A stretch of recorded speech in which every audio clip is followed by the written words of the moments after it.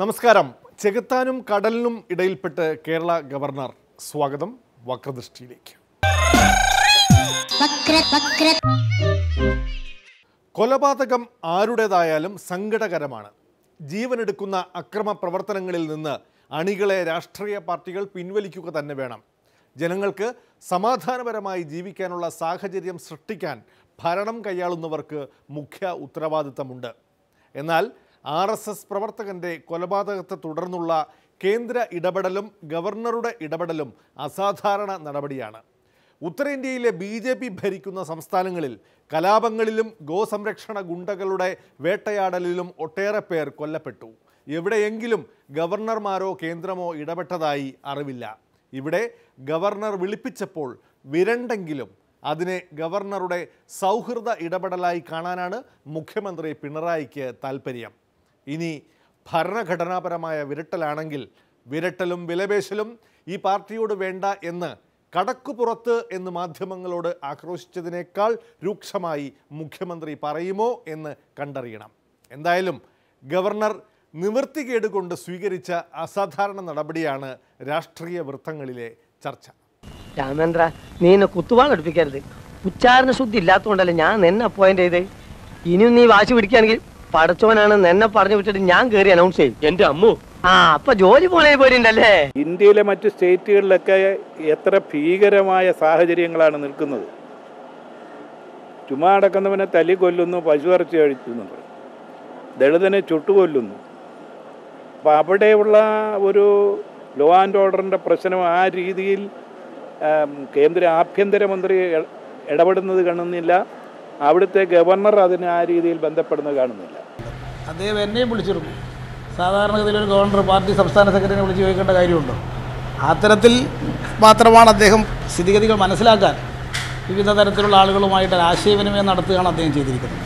അതിൻ്റെ ഭാഗമായിട്ട് എന്തെങ്കിലും ഗവൺമെൻറ്റിനെതിരായിട്ട് റിപ്പോർട്ട് അയച്ചതായിട്ട് ഇതുവരെ പുറത്തു വന്നിട്ടില്ല. ജനിച്ചു ഭൂമിയിൽ നരകവാരിധി നടുവിൽ ഞാൻ. ഗവർണർ വിളിച്ചു വരുത്തിയത് ഗവർണർക്ക് അതിനുള്ള അധികാരമില്ല എന്നാണ് എൻ്റെ ഉറച്ച അഭിപ്രായം. ഗവർണർ കേരളത്തിലെ ഇലക്ട് ചെയ്ത കൗൺസിലിൻ്റെ ശുപാർശയ്ക്കനുസൃതമായി പ്രവർത്തിക്കേണ്ട ആളാണ്. ഭരണഘടന ഞാൻ മനസ്സിലാക്കിയിടത്തോളം കേന്ദ്ര ഗവൺമെൻറ്റിന് ചില ദുരുദ്ദേശമുണ്ട്. ആ ഉദ്ദേശത്തിൻ്റെ ഭാഗമായിട്ടാണ് രാജ്നാഥ് സിംഗിൻ്റെ ഇടപെടലൊക്കെ വന്നത്. രാജ്നാഥ് സിംഗിനെ പോലുള്ളൊരു ആഭ്യന്തരമന്ത്രി വിളിച്ച് ഗവർണറോട് ചോദിച്ചിട്ടുണ്ടാവും എന്താണ് വസ്തുത. ആ സ്ഥിതിയിൽ ഗവർണർക്ക് കാര്യങ്ങൾ മനസ്സിലാക്കാൻ വേണ്ടിയുള്ള ശ്രമം അദ്ദേഹം നടത്തിയിട്ടുണ്ട്. ആ ശ്രമത്തിൻ്റെ ഭാഗമായി വിവിധ തരത്തിലുള്ള ആളുകളുമായിട്ട് ആശയവിനിമയം നടത്തിയിട്ടുണ്ട്. ഈ നരകത്തിൽ നിന്നെ കരകേറ്റിയിടണം തിരുവയ്ക്കം വാഴും ശിവശംഭോ. സംസ്ഥാനത്തെ കൗൺസിലിനോട്, മന്ത്രിസഭയോട് ഡിക്റ്റേറ്റ് ചെയ്യാനുള്ള അധികാരം ഗവർണർക്കില്ല. അദ്ദേഹം ഭരണഘടനയൊക്കെ നന്നായി അറിയാവുന്ന ആളാണ്. ആ സാങ്കേതികത്വത്തിലായിരിക്കില്ല, സൗഹൃദത്തിൻ്റെ പേരിലായിരിക്കും ഒരുപക്ഷെ അദ്ദേഹം വിളിച്ചത്. അല്ലെങ്കിൽ അത് ഭരണഘടനാ വിരുദ്ധമായ ഒരു നടപടിയാണ്. മുഖ്യമന്ത്രിയായിട്ട് മാത്രമല്ല, അതിൻ്റെ ഭാഗമായിട്ടാണ് അദ്ദേഹം ആ നിലപാടെടുത്തതെന്നാണ് തോന്നുന്നത്. ഇനി മറ്റെന്തെങ്കിലും ഉണ്ടോ എന്നുള്ളത് തുടർന്ന് അദ്ദേഹം എടുക്കുന്ന നിലപാടിനെ കൂടി നോക്കിയിട്ടാണ് വിലയിരുത്തേണ്ടത്. നരനായിങ്ങനെ ജനിച്ചു ഭൂമിയിൽ നരകവാരിധി നടുവിൽ ഞാൻ. എന്നാലും കേരളത്തിൻ്റെ ചരിത്രത്തിൽ ആദ്യത്തെ അനുഭവമാണ്, ആദ്യത്തെ സംഭവമാണ്. വളരെ അത് ഭരണഘടനയുടെ ലംഘനമെന്നുള്ളത് മാത്രമല്ല, യഥാർത്ഥത്തിൽ നമ്മളുടെ സംസ്ഥാനത്തെ നിയമസമാധാനം തകർന്നു എന്നുള്ളതിൻ്റെ സൂചനയായിട്ട് കൂടി നമ്മൾ കാണുകയാണ്. ഗവർണറും കേരള ഗവൺമെൻറ്റും തമ്മിൽ ഇപ്പോൾ സൗഹൃദമായൊരു ബന്ധമാണുള്ളത്. ആ ബന്ധത്തിൻ്റെ അടിസ്ഥാനത്തിൽ അദ്ദേഹം ആശയവിനിമയം നടത്തുന്നതിൻ്റെ ഭാഗമായിട്ട് വിളിച്ചതാണെങ്കിൽ തെറ്റില്ല. ഇന്ന് മാർക്സിസ്റ്റ് പാർട്ടിയുടെ സ്റ്റേറ്റ് സെക്രട്ടറി പറഞ്ഞിരിക്കുന്നത് ഗവർണർ അങ്ങനെ വിളിച്ചതിൽ ഒരു പരാതിയില്ലെന്നാണ്. അപ്പോൾ അവർക്കും പരാതിയില്ലാത്ത അവസ്ഥയിലോട്ട് അവർ നിൽക്കുകയാണ്. കാരണം ഗവർണർ വിളിക്കാൻ പറ്റത്തക്ക വിധത്തിലോട്ടുള്ള രാഷ്ട്രീയ സാഹചര്യം ഇവിടുത്തെ നിയമസമാധാനത്തിലുണ്ട് എന്ന് പരോക്ഷമായി സമ്മതിച്ചിരിക്കുകയാണ് ശ്രീ കോടിയേരി ബാലകൃഷ്ണൻ. അതിൻ്റെ അർത്ഥം നിയമസമാധാനം പാടെ തകർന്നു എന്നുള്ള ഒരു നില അദ്ദേഹവും അംഗീകരിക്കുന്നതായിട്ടാണ് നമുക്ക് മനസ്സിലാക്കാൻ കഴിയുന്നത്. ഞാൻ അലമ്പുണ്ടാ, എന്റെ അവസാനത്തെ ആഗ്രഹം ഇത്.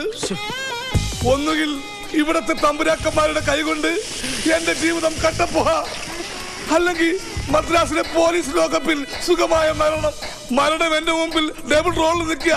അതിൽ ഏതാണെന്ന് വെച്ചാ ഒന്ന് സെലക്ട് ചെയ്താൽ മാത്രം മതി.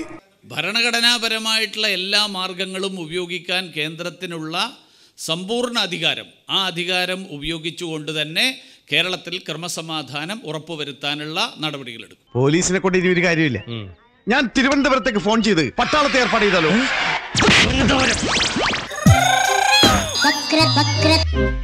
ഇന്നലത്തെ സമാധാന ചർച്ചയിൽ മാധ്യമങ്ങളോട് കടക്കൂ പുറത്ത് എന്ന് പറഞ്ഞത് ബോധപൂർവമായ തീരുമാനപ്രകാരമാണെന്ന് കോടിയേരി വെളിപ്പെടുത്തി. വേറൊന്നും കൊണ്ടല്ല, അനുയായികൾ തമ്മിൽ വെട്ടിയും കുത്തിയും മരിക്കുമ്പോൾ നേതാക്കൾ തമ്മിൽ കൈകൊടുത്തും സ്നേഹിച്ചും ചർച്ച നടത്തുന്ന ദൃശ്യങ്ങൾ പുറത്തു വരുന്നതിലെ ചളുപ്പ് കൊണ്ടാണ് കാരണം. ഇങ്ങനെ സ്വമേധയായും മാധ്യമ ഫോട്ടോഗ്രാഫർമാർ ആവശ്യപ്പെട്ടും കൈ കൊടുത്തിട്ട് സംഘർഷം അവസാനിച്ചിട്ടില്ല. ഇനി കൈ കൊടുക്കാതെ ചർച്ച നടത്തി നോക്കട്ടെ. അതിനാണ് മാധ്യമങ്ങളോട് കടക്കൂ പുറത്ത് എന്ന് മുഖ്യമന്ത്രി പറഞ്ഞത്. മുഖ്യമന്ത്രി നേരിട്ട് ഭരിക്കുന്ന പൊതുജന സമ്പർക്കകാര്യ വകുപ്പ് എന്നൊരു വകുപ്പുണ്ടല്ലോ, അല്ലെങ്കിൽ മുഖ്യമന്ത്രിയുടെ മാധ്യമ ഉപദേഷ്ടാക്കൾ ഇരിക്കുന്ന മുഖ്യമന്ത്രിയുടെ ഓഫീസുണ്ട്. അവിടെ നിന്ന് 2 വരി അറിയിപ്പ് അയച്ചാൽ മതി. സമാധാന ചർച്ചയുടെ ഫോട്ടം പിടിക്കാൻ ആരും ഇങ്ങോട്ട് വരേണ്ടതില്ല. വന്നവരോട് കടക്കൂ പുറത്ത് എന്ന് ധാർഷ്ട്യത്തോട് പറയുന്നത് ഒരുമാതിരി, അല്ലെങ്കിൽ വേണ്ട, മുഖ്യമന്ത്രിയുടെ ശബ്ദധാരാവലിയിലെ വാക്കുകൾ വക്രദൃഷ്ടി ഉപയോഗിക്കുന്നില്ല. അത് രണ്ട് പാർട്ടി നേതാക്കന്മാർ തമ്മിലിരുന്ന ചർച്ച നിങ്ങളെ മാധ്യമങ്ങൾ വഴി പരസ്യപ്പെടുത്തേണ്ട കാര്യമില്ല.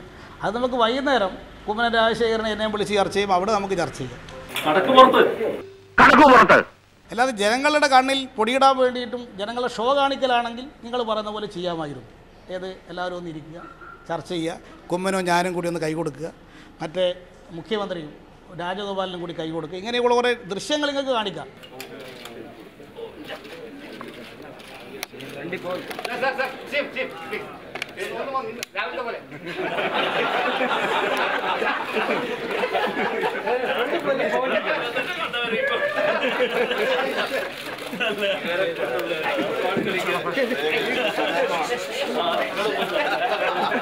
പക്ഷെ അതുകൊണ്ട് കാര്യം നടക്കില്ല. അങ്ങനെ കുറേ ദൃശ്യങ്ങൾ മുമ്പ് കാണിച്ചില്ലേ, സമാധാനം ഉണ്ടായോ?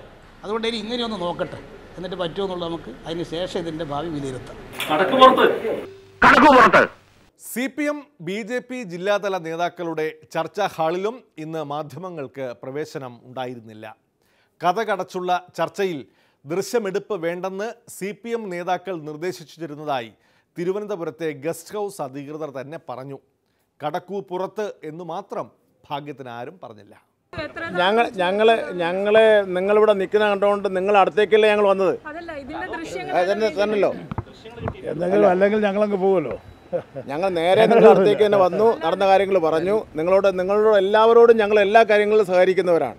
ഏത് കാര്യത്തിന് നിങ്ങൾ വിളിച്ചാലും എല്ലാ കാര്യങ്ങൾക്കും പത്രക്കാരോട് ഞങ്ങൾ സഹകരിക്കുന്ന കൂട്ടത്തിലാണ്. അവരോടൊന്നും അങ്ങനെ ഒരു ശത്രുത മനോഭാവമോ സ്നേഹക്കുറവോ കാണിക്കുന്നവരല്ല. ഈ ഫോണുണ്ടല്ലോ, ഞങ്ങളുടെ ഫോണുണ്ടല്ലോ, ആരെങ്കിലും വിളിച്ചോ?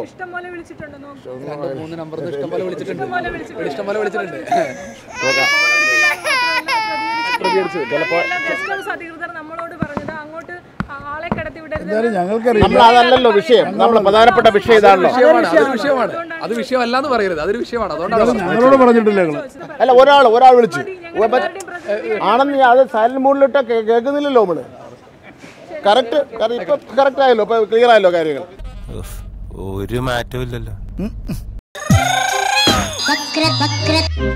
PC ജോർജിനെ ഇടയ്ക്കൊന്ന് കാണാതായത് PC മുങ്ങിയിട്ടൊന്നുമല്ല, ഒരു സ്റ്റഡി ടൂറിന് പോയതായിരുന്നു. മൂപ്പര് പോയത് ദിലീപ് കേസിൽ പോലീസിനെ പേടിച്ചിട്ടാണെന്ന് പറഞ്ഞു പരത്തുന്നവർക്കെതിരെ കേസ് കൊടുക്കാൻ പോവുകയാണ് PC ജോർജ്. സ്റ്റഡി ടൂറിൻ്റെ ഭാഗമായി രാജസ്ഥാനും പഞ്ചാബ് ഉൾപ്പെടെ സംസ്ഥാനങ്ങളിൽ പര്യടനം നടത്തുകയായിരുന്നു. ഞാനിവിടെ ഇല്ലാത്ത സമയം നോക്കി പോലീസ് എന്നെ അറസ്റ്റ് ചെയ്യുമെന്ന് പേടിച്ച് ഞാൻ നാട് വിട്ട് ഒളിച്ചു പോയിരിക്കുകയാണെന്നും എനിക്കെന്തോ സിനിമാ നടന്മാരുമായിട്ട് അഭീത ബന്ധമുണ്ടെന്നും ഒക്കെ സോഷ്യൽ മീഡിയയിലും പത്രപ്രവർത്തകരുടെയിലും പ്രചരണം നടത്തിയ മാണി ഗ്രൂപ്പിൻ്റെ ചില നേതാക്കൾക്കെതിരെയും ഇതിനെല്ലാം മൗനാനാദം കൊടുത്തുകൊണ്ട് കാർന്നവരായിട്ടിരിക്കുന്ന KM മാണിക്കെതിരെയും 1 കോടി രൂപയ്ക്ക് നഷ്ടപരിഹാരത്തിന് ഞാൻ കേസ് ഫയൽ ചെയ്യുകയാണ്.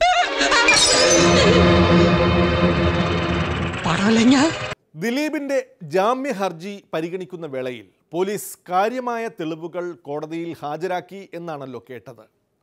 നടൻ നിരപരാധി എന്ന നിലപാടിൽ പക്ഷേ PC ജോർജ് ഉറച്ചു നിൽക്കുകയാണ്. ദിലീപിന്റെ സിനിമാ മേഖലയിലെ സുഹൃത്തുക്കൾ പോലും ഈ ജോർജ് ചേട്ടൻസ് പൂരത്തിൽ ഇങ്ങനെ മുന്നിൽ കയറി നിൽക്കാൻ തയ്യാറാവുകയില്ല.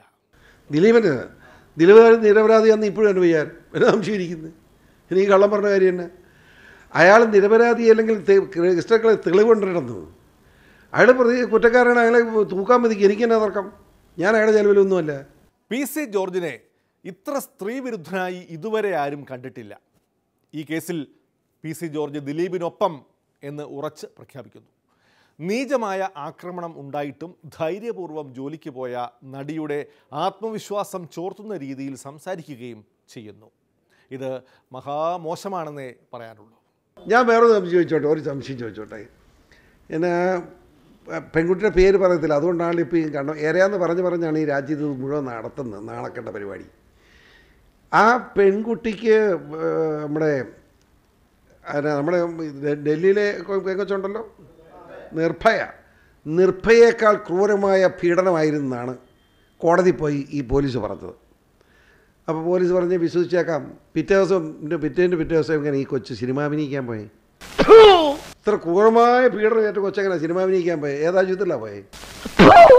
നിങ്ങൾ പത്രക്കാർ പറഞ്ഞാൽ മതി, എനിക്ക് ഞാൻ സമ്മതിച്ചേക്കാം. ഇത്രയും വലിയ ക്രൂരമായ പീഡനത്തിനായ കുട്ടി നേരെ പോയി സിനിമ അഭിനയിക്കുക.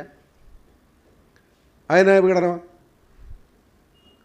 അവിടെ മനുഷ്യൻ വിശ്വസിക്കാവുന്ന കാര്യം പോലീസ് പറഞ്ഞ് അംഗീകരിച്ചു കൊടുക്കാൻ. മനസ്സിലായോ? PC ജോർജിൻ്റെ ഈ വാക്കുകൾ വ്യാപകമായ എതിർപ്പ് ക്ഷണിച്ചു വരുത്തിയിട്ടുണ്ട്. നേരേപോ വാക്കുകളായി ഇതിനെ കണക്കാക്കാൻ കഴിയുകയില്ല. ഒരേ സമയം സ്ത്രീകളെ സംരക്ഷിക്കണമെന്ന് പറയുകയും അവരെ അപഹസിച്ച് സംസാരിക്കുകയും ചെയ്യുന്നത് ശരിയാണോ PC? മുമ്പ് സരിതയെക്കുറിച്ച് PC ജോർജ് പറഞ്ഞത് സംപ്രേഷണ യോഗ്യം പോലും അല്ലായിരുന്നു. ഞാൻ പറയുന്നത് സ്ത്രീകൾക്ക് സംരക്ഷണം കൊടുക്കണം. സ്ത്രീ അമ്മയാണ്, ഭാര്യയാണ്, സഹോദരിയാണ്, മകളാണ്, കാമുകിയാണ്, എല്ലാമാണ്. ചിരി വരിക. ഈയിടെ അവൾ പറയും ഞാൻ അവളെ കാണാൻ ജയിലിൽ ചെന്നു പോലെ എൻ്റെ നാട്ടിൽ പറയും. അതൊരു എൻ്റെ നാട്ടിൽ അങ്ങനെ പറഞ്ഞു. ഇത് കൂട്ട ആളുകളെ എൻ്റെ നാട്ടിൽ പറയുന്ന തർക്കം വേണം. പക്ഷേ ഇത് ഈ നിയമങ്ങൾ വെറുതെ ഉപയോഗിക്കപ്പെടുന്ന സാഹചര്യം ഉണ്ടാക്കുന്നത് ദുഃഖകരമാണ്. ഈ പുരുഷനെ സംരക്ഷിക്കാൻ ഇനി ആര് വരും? ഈ പുരുഷനെ സംരക്ഷിക്കാനുള്ള ആരെങ്കിലും? അതുകൊണ്ട് പുരുഷ സംരക്ഷണ നിയമം കൂടെ ഉണ്ടാക്കുന്ന കാര്യം നമ്മുടെ പാർലമെന്റ് ആലോചിച്ചാൽ നന്നായിരിക്കും.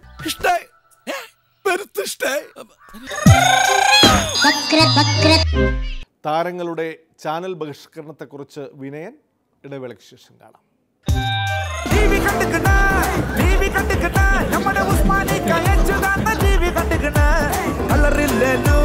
സൂപ്പറാണല്ലോ നാട്ടാന്റെ സ്വന്തം ബ്ലാക്ക് ആൻഡ് വൈറ്റ് ടിവി.